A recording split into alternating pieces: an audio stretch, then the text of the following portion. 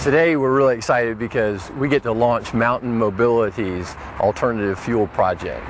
The 10 vehicles that they've converted from gasoline to run on a hybrid system, which is either gasoline or propane autogas, is a monumental event for Asheville in reducing our dependency on foreign oil, reducing emissions, and also reducing operating fuel costs. All of those things are advantages of using propane autogas. Lori Hembry and Bill Eaker of Land of Sky, all these folks involved with wanting to make Asheville a much cleaner place, work together along with funds from the North Carolina Department of Transportation, which funded this project, has all made it happen. Well, I am absolutely thrilled to be here. This is a monumental day in Buncombe County in that we are converting 10 of our Mountain Mobility vehicles to run on cleaner fuel, which is just great. I think it's important also to highlight what Mountain Mobility does.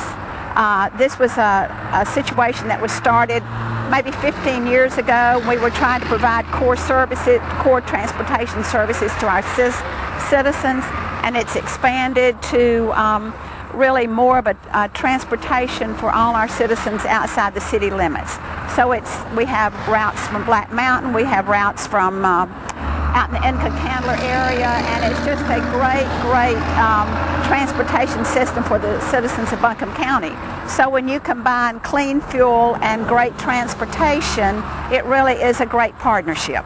One thing Buncombe County is trying to do a lot of the green projects, so this should help a lot. I think our planner director, Lori, told us that it would save 240 pounds of carbon just in Buncombe County alone. We have 10 propane conversions, but we also have 12 or 11 compressed natural gas coming.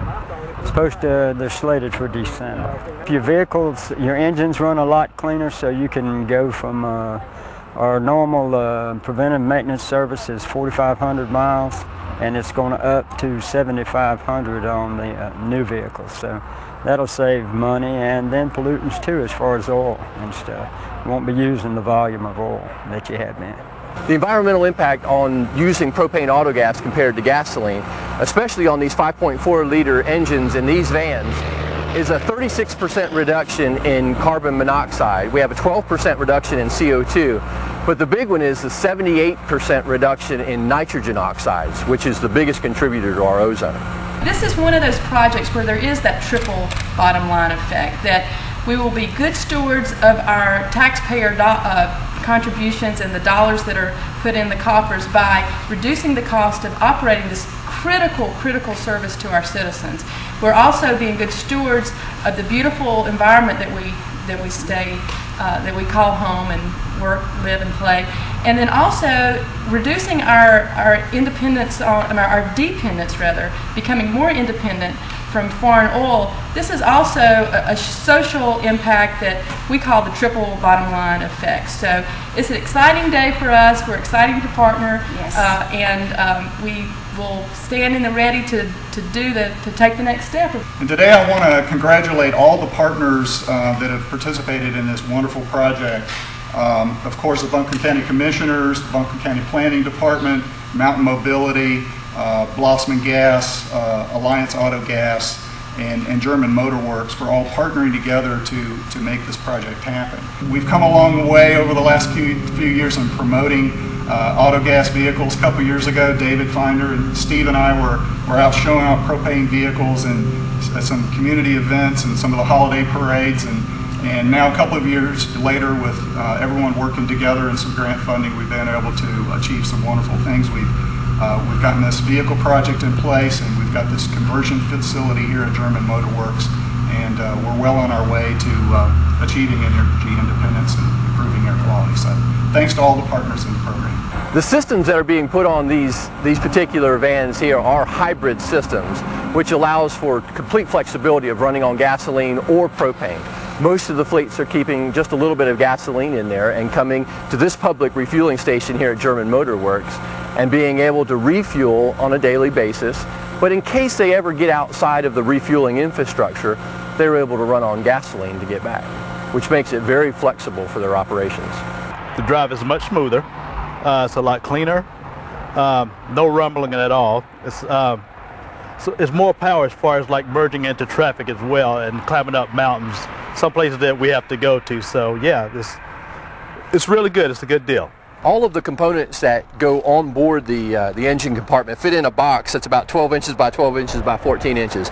Nothing comes off the vehicle, but we're overlaying an additional fueling system. The liquid propane comes in from the line that's in the tank in the trunk here, through a vaporizer, through a fuel filter, and then down across into these two fuel rails that deliver propane to the intake manifold exactly where the gasoline injectors are, all controlled by the ECM, which is a slave to the onboard ECM for the car. This allows the fuel to be changed from gasoline to propane with a push of a button. Over here on the dashboard, we have one operator interface, and it's just to the left of the steering column. Now it's running on gasoline, and at the push of a button, we're running on Propane Autogas. The orange light is indicative of running on gasoline. The green lights are indicative of it running on Propane Autogas now. The number of lights tells you how much fuel is in the tank. 4 lights is indicative of it being full. 3 lights would be 3/4, 2 would be half, and so forth. If it were to run out of Propane Autogas while in operation, it would automatically switch to run on gasoline without any operator interference there. The remote fill for refueling the Propane Autogas tank is located right next to the gasoline so that you can pull up onto the same island in the same orientation. And then the tank itself fits nicely up onto the upper shelf of a Crown Victoria, so it doesn't interfere with the trunk space for either luggage or law enforcement equipment that's necessary.